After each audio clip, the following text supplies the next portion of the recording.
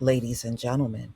I've been holding back on doing another video on Derek Chauvin until we got more up to date info. So I now have the man that did the stabbing, John Turscak, and Derek Chauvin has been released from the hospital.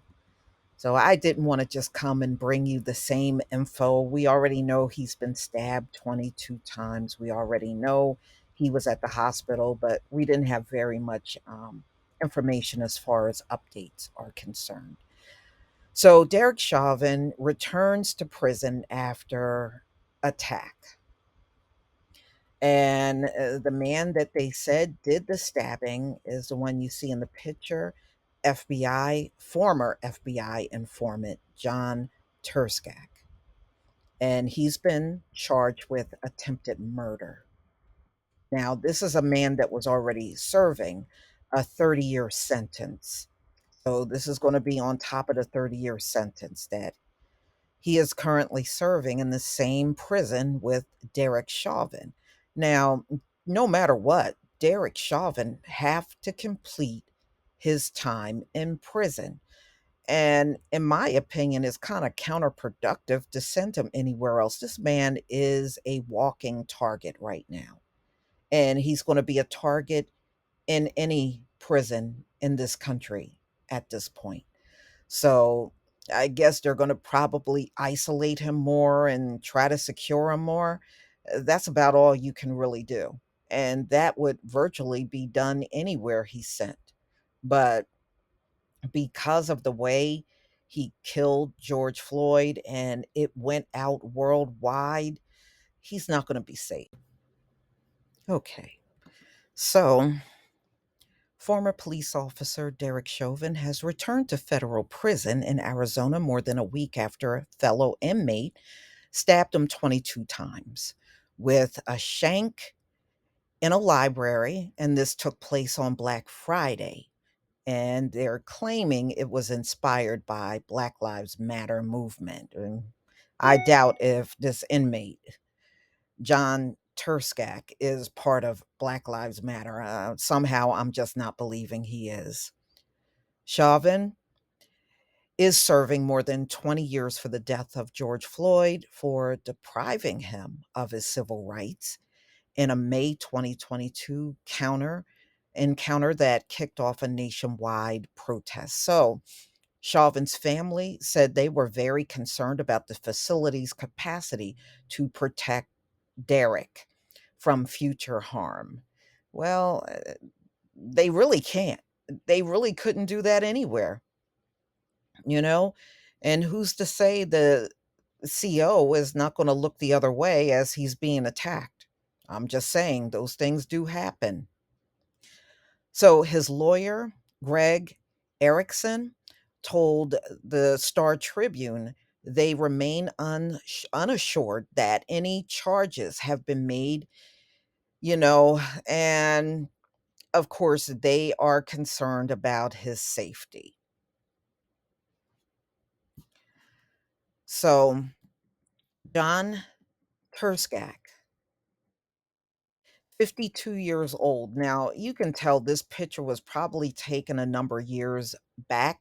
I believe it said he was like around 35 when he went to prison. So he's now 52. So this probably was taken several years or even more ago.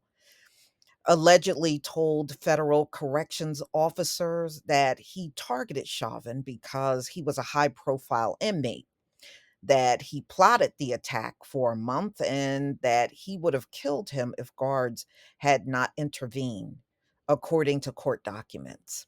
Turscak could see 60 years added to his federal sentence if he gets the maximum punishment on the last four charges he faces, which includes attempted murder. He was due for release in 2026, according to the Bureau of Prisons. You see what happened, right, y'all? How would people that support Derek Chauvin, because believe it or not, there are supporters of Derek Chauvin. Those are the ones that go around saying George Floyd died of fentanyl.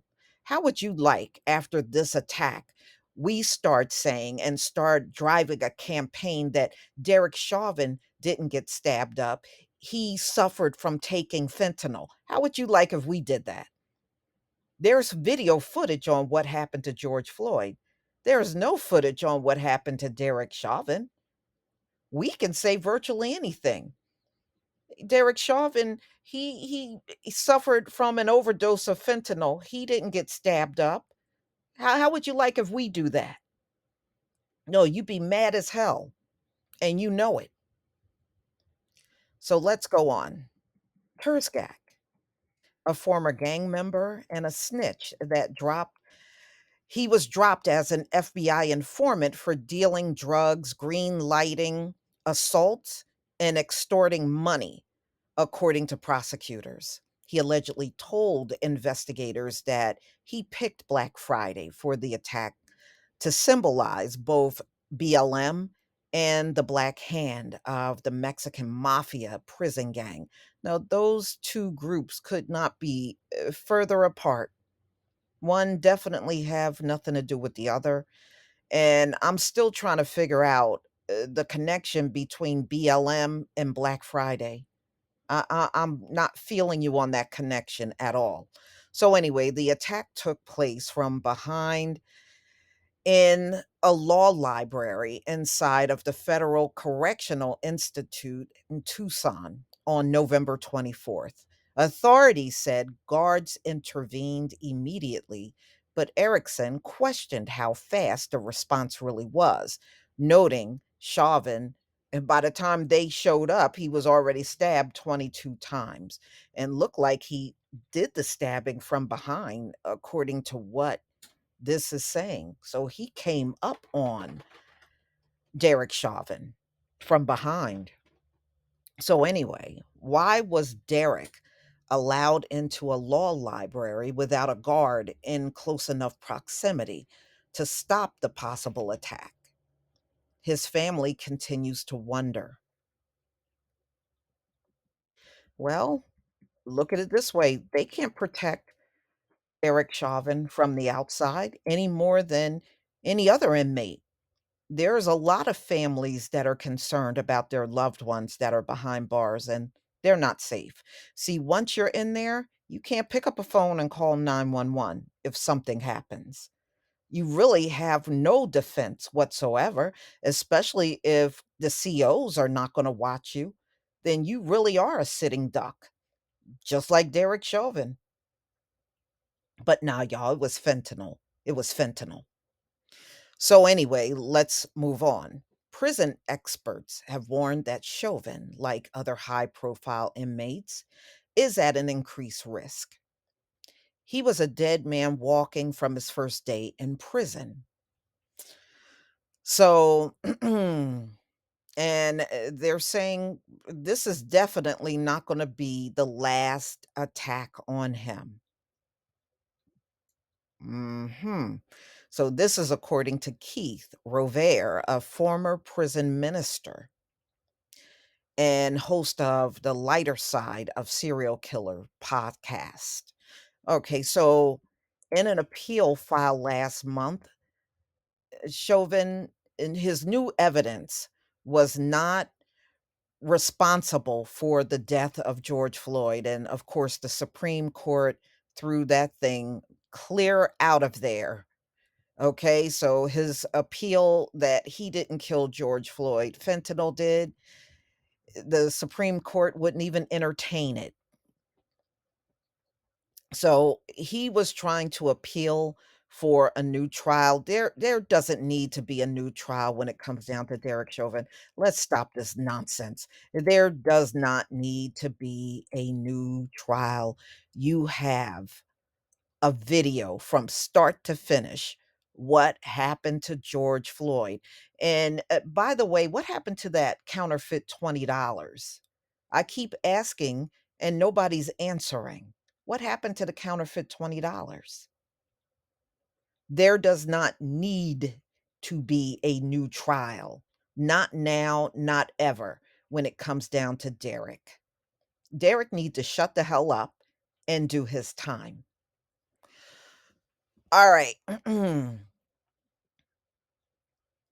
Chauvin was seen on the video that prompted riots around the country with his knee on Floyd's neck for 9.5 minutes leading up to his death. Erickson previously slammed the prison for poor procedures and lack of institutional control, referencing an incident last year where an inmate smuggled a firearm into the facility and tried to shoot someone. The prison officials said they take their duties seriously to protect the individuals entrusted in our custody, as well as maintain the safety of the correctional employees and the community. Citing privacy and safety concerns, authorities said they do not discuss the medical status or other conditions of confinement for inmates.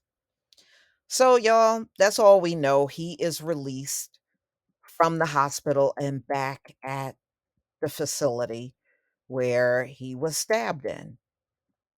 So, that is the update for now. And if anything else is leaked out into the news media, I will update you on whatever comes as well. But please tell me what you think about this video. Please leave your comment and subscribe. Don't forget to hit on the notification bell, and I'll see you on the next video. Peace, family.